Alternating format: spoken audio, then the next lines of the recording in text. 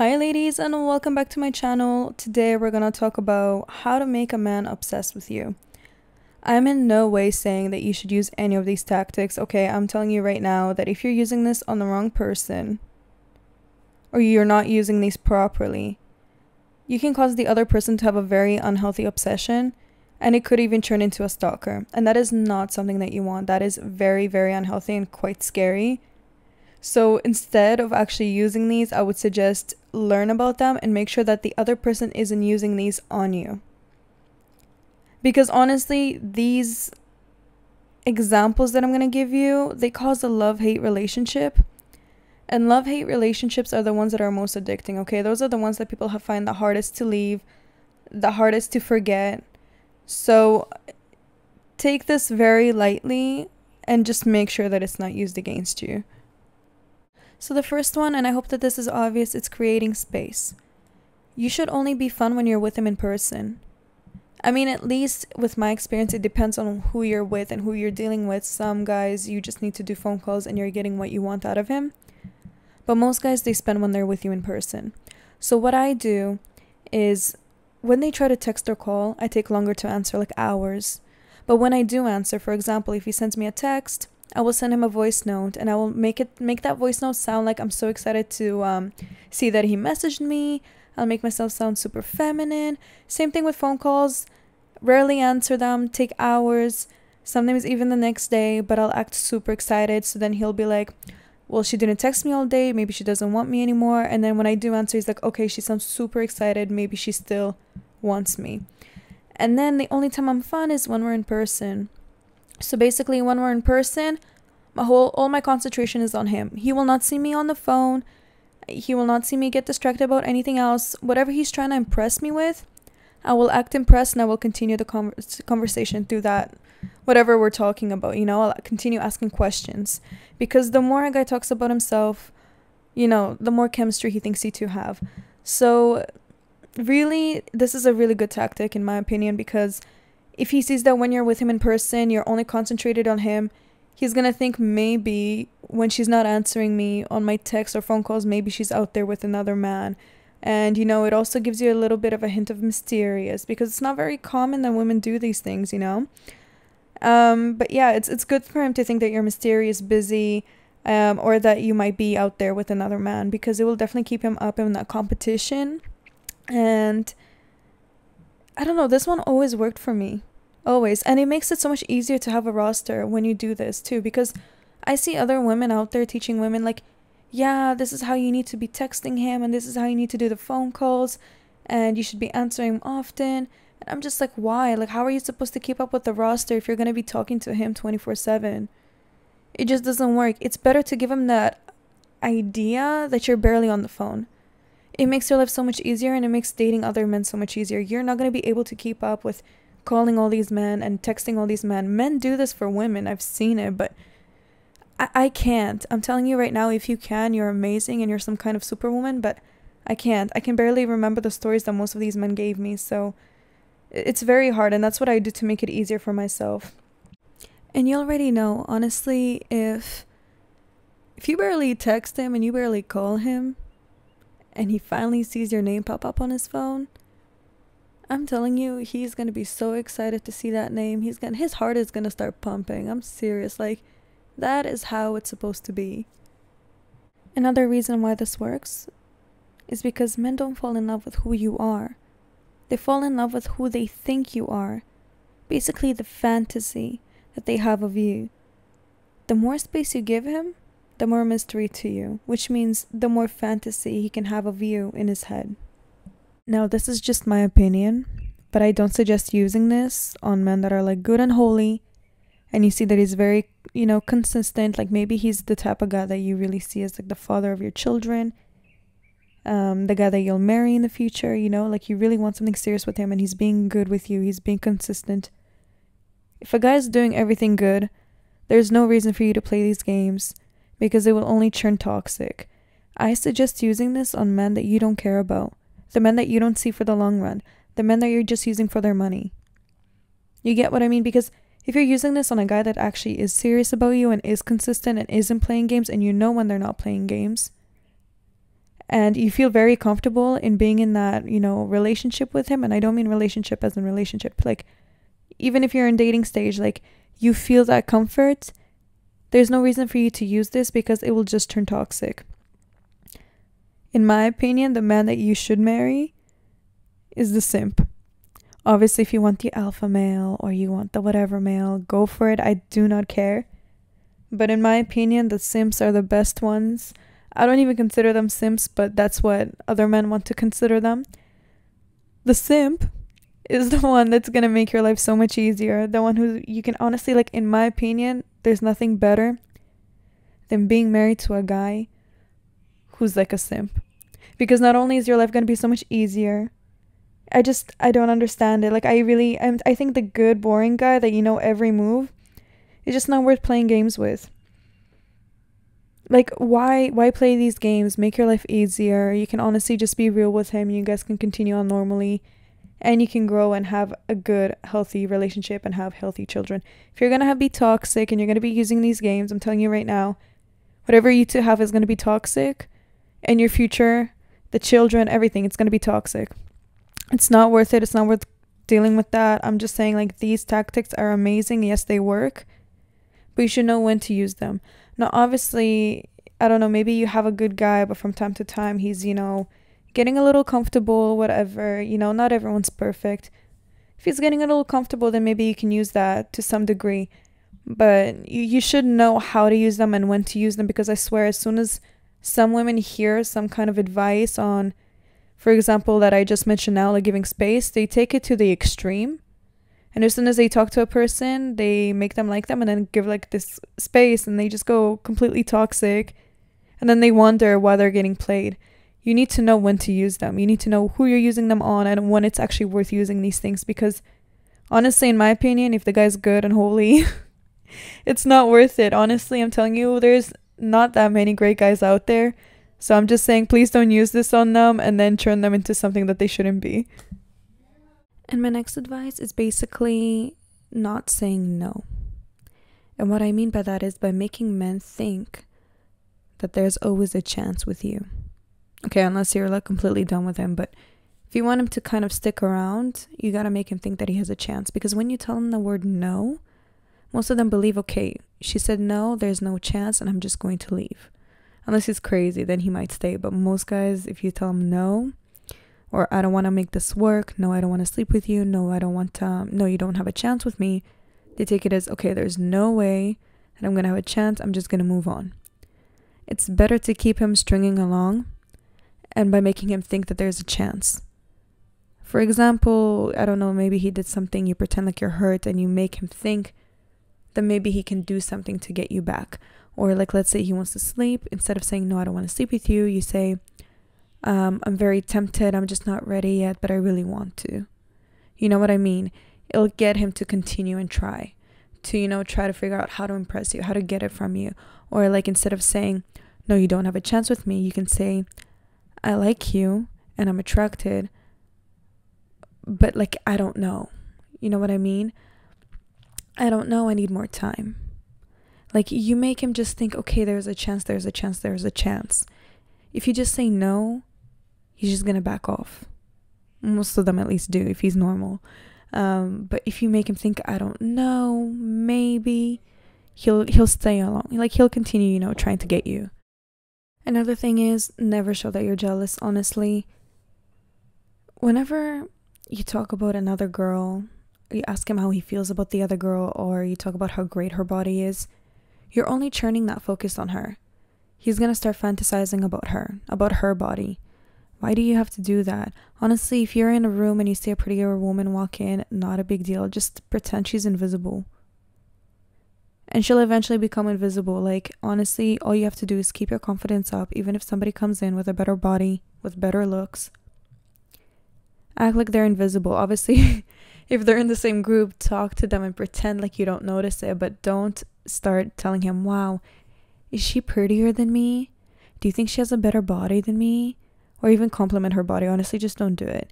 Don't get him fantasizing about the other woman. Let him see you. Let him see how confident you are. And then he's going to start questioning who's actually is the prettier woman in the room. Okay, you just pretend like you don't even notice that she's prettier. This advice is social media, and this is big because I'm telling you, so many women, literally, I say this all the time, use social media as a diary. The less you post, the more you're going to be wanted. And I'm talking about this like I'm serious. Like, either barely post, stay out of social media, or make a fake account where you can post and follow whatever account you want. Because if you're constantly posting and on your real account you're following all the people you want, you're not mysterious. He knows everything about you. When I look through men, first thing I do is I see who they follow. I don't care, I'll go through it. I don't care if you're following 200 people. This is enough for me to actually know what you're interested in, what you're about. Because if you're following a bunch of girls who have like plastic surgeries and are half naked, it says a lot about you. If you don't follow those girls and you're following business accounts, to gain some motivation or whatever, it says a lot about you. So don't be, on your actual account following these femininity accounts, gold digger accounts, and I don't know, whatever else you follow, and then posting on your stories every single day, everything you do, wherever you are. While you're not answering his phone calls and texts, it's not going to work. He knows you're obviously ignoring him if you're on your stories posting and he's out there trying to text you. It's just, you know what I mean? And when you do post pictures, you can post pictures once in a while. And it's good to post pictures once in a while because then he's going to see all the men that are trying to flirt with you. When men compliment you on there, but don't answer a specific man. Like, let's say you have 5 guys saying how beautiful you are, and then you only answer one of them. It's not good. Yes, it will make him jealous, and yes, he will think, okay, you want this man, but that's not what you want him to think. Okay? It's better for him to stay off guard. He doesn't know which one has you, which one wants you, which one's sliding in your DM, which one are you talking to. That's how you want him to think. You want him to think, oh my gosh, look at all these guys. Is she talking to any? Is she seeing any of them? You get what I mean? So either just like the comments or answer all equally. Never make him think that there's one specific guy. Make him always wonder who has you, who doesn't. My next advice is don't always play the nice girl. In the beginning stage, you want to play the nice and feminine woman. I've talked about this in my last videos. I really don't want to repeat it, so please listen to them exactly how you should do things. But in the beginning stage, yes, play good, nice girl, feminine. This way he's going to think he's the man and that you're super interested in him. And because you're being too nice, he's going to think sex will be easy to get from you, which is what you want him to think, because every time a guy approaches you, his goal is to get laid. He's going to be thinking, how easy will it be? What do I have to do to get it? And you need to make him think that you will probably be an easier target. And then after, like, let's say, basically, you will eventually have to go cold. You will eventually have to be a bitch, and you have to know when to use that. When a man is confident that he has you, let's say you're playing cute, nice girl, feminine, he's going to be confident that he has you. And then all of a sudden you start acting cold and you're kind of, backing off a little bit when he starts getting too comfortable. He's going to think, okay, I'm losing her. When he goes from being confident to all of a sudden worrying that he's losing you, this is going to make him more obsessed because it was something that wasn't expected. Then when he does actually decide, okay, I need to get her back, and he starts acting what men consider simps and chases you, you need to reward him. You need to reward this behavior so he continues doing it. Men are basically like dogs. They'll hump anything that moves. How you teach them from the beginning is how they'll behave from then on. And if you reward them for good behavior, they'll continue to do what you want. Never make him feel like he's being needy or that he's being a simp. Reward him and normalize it. If you want him to continue chasing after you, if you want him to continue, coming after you whenever he, F's up, I don't know what word I'm allowed to use, so I'm going to try not to swear. You have to reward his behavior when he does what you want him to do. Because otherwise he's just going to be like, okay, maybe I am like what those other guys consider simps, and I'm just going to be made fun of. And basically guys do care about their reputation, and they care about how other people view them, so they don't want to put themselves in that category. So again, when he does something that you like, he chases you, you reward it to normalize it. Ladies, so unfortunately I realized that I have way too many examples, that it's basically like a textbook at this point. I think I'm gonna do 3 more examples, and then I'm gonna do a part 2 if people even want it. If people don't, then we're just gonna move on to the next topic. But if I end up telling you all the examples, it's gonna turn into like hours long. This could literally be a book. It's so sad, but we'll just continue on. And if you guys do want a part 2, then I'll do a part 2. But for now, I'll just do 3 more, and then we're just gonna wrap it up. So the next one is, and this one's harsh, but it's basically making him think that you're attracted to men that aren't really like him. And I'll tell you an example that I used, and it's harsh. It's harsh. Maybe I should have went a little easier. But I was with this Ashkenazi Jew, and I would tell him how like hot Arabs are. And now if you know the conflict obviously between Israel and Palestine, you know, there's a little bit of a conflict between like the cultures and religions. So if you're gonna tell a Jew that you're attracted to Arabs, just like if you're telling like a Muslim or an Arab, you know, that you're attracted to Israelis or Jews, it might not sound so, they might not really like that. You know what I mean? So I remember when I was with him, I would tell him, I'm like, wow, Arab men, they're so hot. Like, they look like men and they're generous, and how they act all masculine. Basically, to get him on that level too, because I wanted him, because he was already generous, right? And then I was just like, you know, if I bring that up, and then I just noticed how his like, you could tell how insecure he got. Like, he wasn't even insecure, he was just mad about it, because it's the conflict that goes on between them. So that was quite harsh. It's much easier to tell, like, if you're with a white boy and you're gonna tell him that you like black men, it's gonna be a lot easier as compared to a Jew hearing that you like Muslims, or a Muslim hearing that you like Jewish men. They won't react so well to it. So what I did was quite on purpose, and it's kind of harsh. But you could also bring up the fact that you have like a personal trainer who's a guy. You know, you can tell him, bring up the new coworker, you know, the funny friend, how your friends introduce you to this new guy who came into your group who's funny. Basically, when you bring up other men, or that you're attracted to other men, or how funny he is, or how generous he is, you know, if you're gonna be telling him how this like personal trainer of yours is so strong, you're gonna see that guy that you're with running to the gym, working out, and in his head he's like, I'm gonna show her.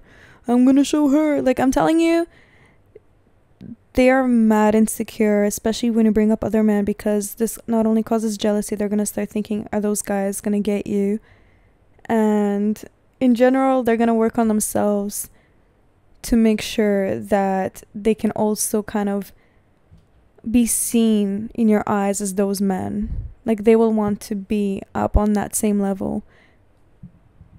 Another thing I can say is, don't tell him 24/7 what you're doing. Nothing is more annoying than when I'm with a friend. She's 24/7 calling her man, telling him everything she's doing, where she is, who she's with, you know, where she's going. Why are you doing that? If he knows that you have no friends and that you're home all day, or everything that you do, you're predictable. If he wants to know where you are, you're running errands. That's all he needs to know. And listen, also with these games, you have to be careful, because some of you guys really don't know how to use any of these tactics, and he'll just point the finger at you and tell you that he knows that you're playing games, that he knows that you're trying to use these tactics on him. In my opinion, once you get him in that comfortable stage, you need to make up a fake story eventually. A fake sad story, and make yourself look vulnerable, so he lowers his guards down. He'll think, okay, she's opening up to me. She probably isn't using these things.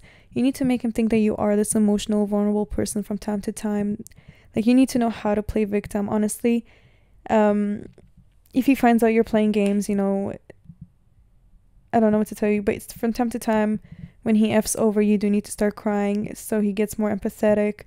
You know, you need to know when to kind of play victim and when to actually...